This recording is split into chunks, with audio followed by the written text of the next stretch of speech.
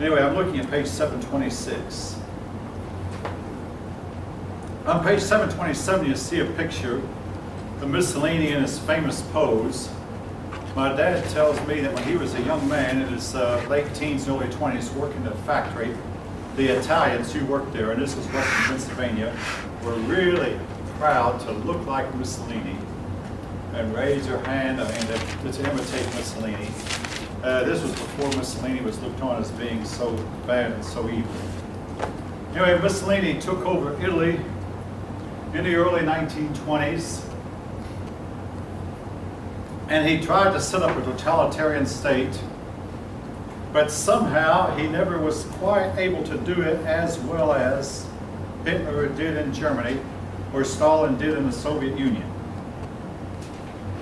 The monarchy remained independent of him, as did the church. I mean, after all, Italy is the home of the Pope, and the church was a very powerful institution. And Mussolini could not quite get the power that Hitler and Stalin had. But he made statements like, the state is always right. Mussolini is always right. In other words, don't question.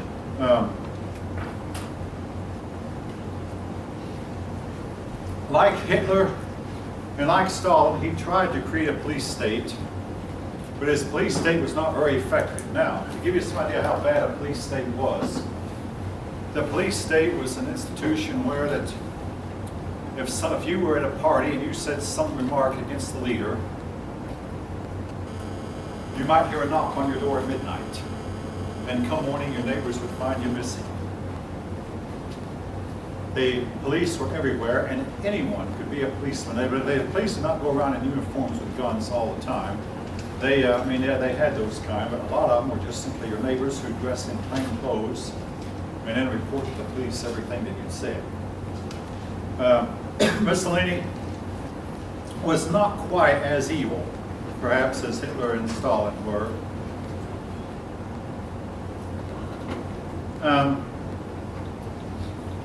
In an attempt to make it seem like he'd solved the unemployment problem, he sent most of the women who were working home, told them, your job is to mind the house and bear children.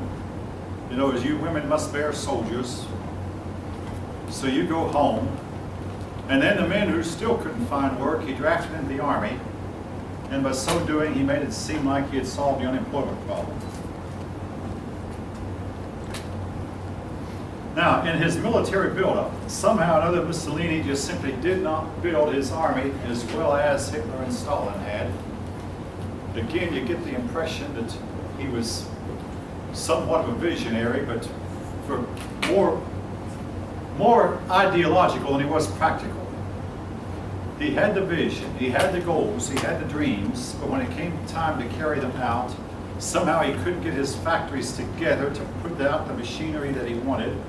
His army just simply did not get together enough to become the efficient, well-organized army he wanted. Everything he tried to do, he partially succeeded at, but he just simply didn't really fully succeed. Now, I'm going to jump ahead, because I've already mentioned this. When the war broke out, he was a serious liability to Adolf Hitler. In fact, he actually contributed greatly to Adolf Hitler losing the war. Again, because his armies just simply were not ready, he could not fight, suffered defeat, and Hitler had to come to his rescue. Basically, it was World War I all over again, except for this time, he was on Germany's side and not on the side of the Allies. And who knows, if Mussolini would have sided with the Allies, he might have caused the Allies to lose. Now, in fact, to give you an example, Spain had a revolution, and the socialists were supported by Franco, and I was going to require you to learn his name, but I won't. He's not. He might be in the book, but I can't find him really fast. Basically, the socialists supported Franco, and it looked like Franco was going to lose. Well, into the fray stepped Hitler and Mussolini, and they sided with Franco. And Great Britain and France, they would not side. But Great Britain and France said to each other, hey, let's let Mussolini side with Germany, because if he sides with Germany, it'll be a big boon on our side and make us have a better chance of winning a future war. So Franco was able to win thanks to help from mostly from Germany, from Hitler. And Mussolini then became allied with Hitler, much to Hitler's detriment. All right.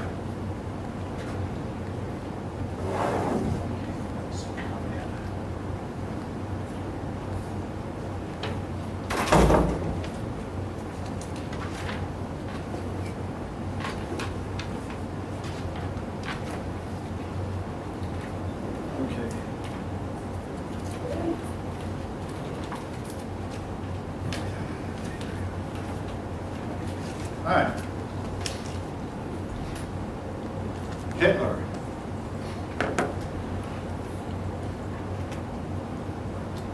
When I was in high school, I gave a speech on Hitler. Actually, I gave one on Mussolini also. I somehow found myself attracted to those men. It's hard to explain why, but I recall one time a couple years back, I found that my daughter was researching on the internet persons like John Dillinger and Al Capone and Jesse James. Any of you know about these men? All of them very bad men, and I said, well, hey, go ahead.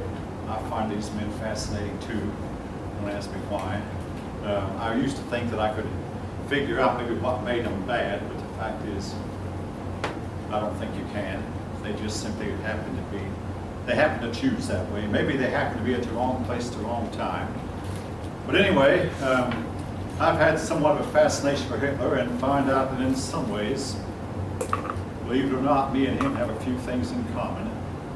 But for a small little half step, I mean, I'll tell you, I might have become somewhat like him, except well, I'm glad I didn't. I mean, Adolf Hitler goes down in history, among other things, as a loser and one of the most evil men who ever lived.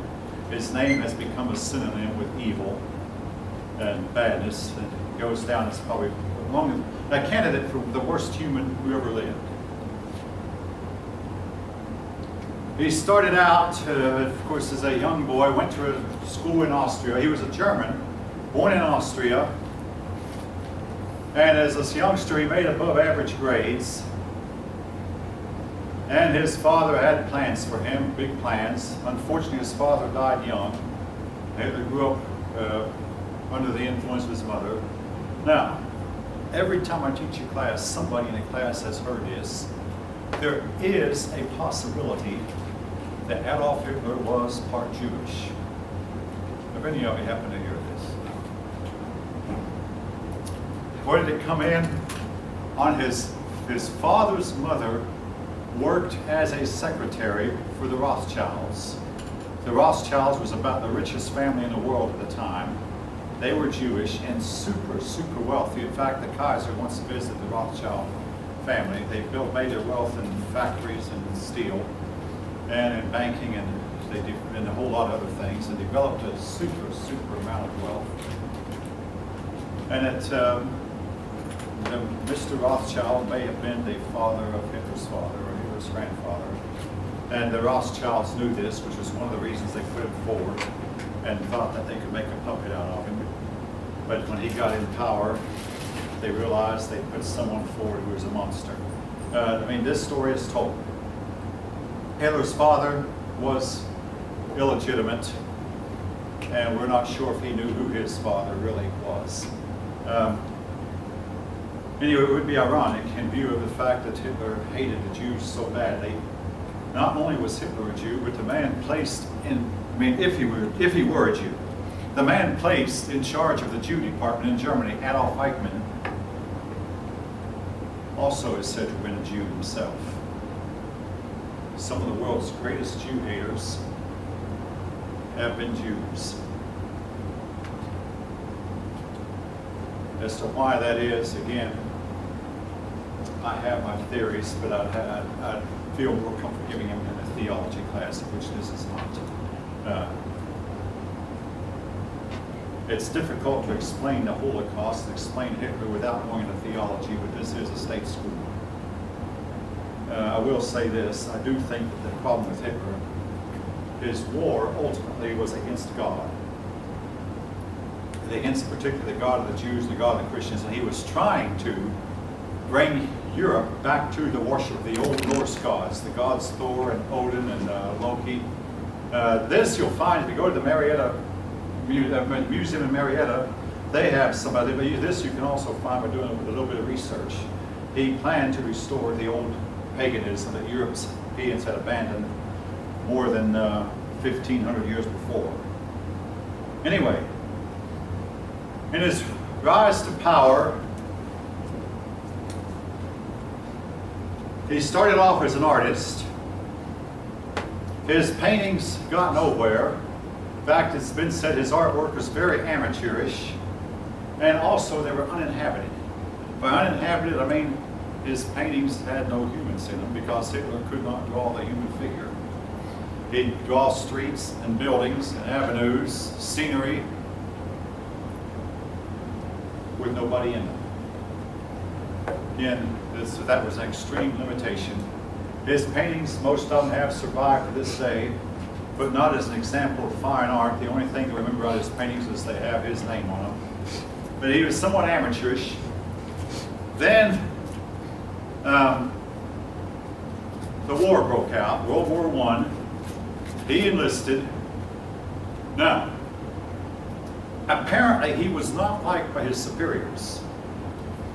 The officers in those days would give a job to the person they had found most disfavorable, the job of being message carrier. Or basically, the message carrier his job was to jump up above the trenches and run to the next trench as fast as he could with a message for the officer in the next trench. And most messenger carriers, once they got that job, they usually could measure their lifespan in hours. Most of them were killed in less than a day after they got that job. So they were replaced. Somehow or another, it's difficult to explain. Hitler had this job for 4 years and survived. Again, very difficult to understand, very difficult to explain. He was decorated twice for bravery, but there was something else unique about his military service. In the Austrian army at that time, the casualty rate was so heavy that anyone who survived was given an automatic promotion and given leadership over the new troops who'd come in to replace the ones who were killed. Except for Adolf Hitler, was never given a promotion. We think it was because his superiors had decided that whatever else he might have been, he was no leader of men. So he was always bypassed for promotion in spite of the fact he stayed in the army 4 years and survived one battle after another. Anyone else would probably have risen to the rank of captain by his time. He did not. Well, late in the war, he finally was wounded by gas, and he was blinded for a while, and he spent about a year in a hospital. It took him some time to recover. Then, after he recovered enough to where he could see a little bit, he went to Germany, where he said his heart always had been. He claimed of German descent, that he was a German national who had happened to be in Austria. So he went to Germany. There he found a job, and part of his job was to investigate subversive groups. And he was told, now there's a certain group here called the German Workers' Party. We want you to investigate it and report back to us what you see. So he went to investigate the German Workers' Party, which consisted of 7 men, and he was so impressed with them that he decided to join. He reported back, oh yeah, this is a really good group. I mean, you have nothing to fear from them. Actually, they were highly subversive, but they had his ideals. In short order, he became the leader of the party, and he began to build the party up, organize the party, and he finally, in 1923, he felt so confident that he felt like he could take over the German government. It was in shambles. So this was the first time most Germans heard about him. His fiasco is called the Beer Hall Putsch. Basically, he led a group of men onto the German Congress, I believe known as the Reichstag, but they were going to take over the government. He expected no resistance, but when the defenders opened fire, this was a man who was decorated twice for bravery in the war and should have been a hardened combat veteran. Keep in mind, he was the leader of the group, even though his superiors had never promoted him. But when the first shots were fired, he was the first person to hit the dirt. And then he was the first person to get up, turn around, and run off. Now, if you're in a military situation and your leader runs pell-mell from the battlefield, guess what all the troops do? This has happened many times. It happened once in American history. General Gage took off from the battlefield in the Revolutionary War. His army outnumbered the British, but he didn't know that he got spooked and took off running, and when he did, his entire army ran. I mean, King Edward II had 20,000 men going against Scotland with 10,000. Edward got spooked and ran. When he ran, his entire army ran with him. And Edward had to sign a paper giving Scotland their independence. There have been time after time in history. Anyway, Hitler took off running. They put him in a motor car, and there was an automobile. 2 days later, he was arrested, and he was put in prison. However, he became really popular, so he was treated very well during the trial. He was allowed to interrupt the trial as often as he wanted. And during the trial, he would interrupt the judge and say, all right, now, you're going to judge me, and I know you're going to find me guilty, but I am actually being judged by the eternal court of history. The eternal court of history will smile on all of us because she, the eternal court of history, acquits us, even though we know you will not.